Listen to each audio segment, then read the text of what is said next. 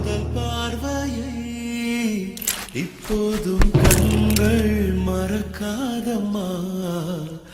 அப்போது பூத்த உயிர் காதலை என்ன எப்படி பண்ணிட்டா? எப்போதும் நெஞ்சம் இழக்காதம்மா.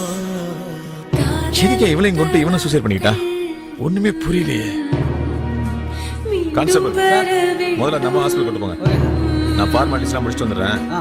அது வரைக்கும்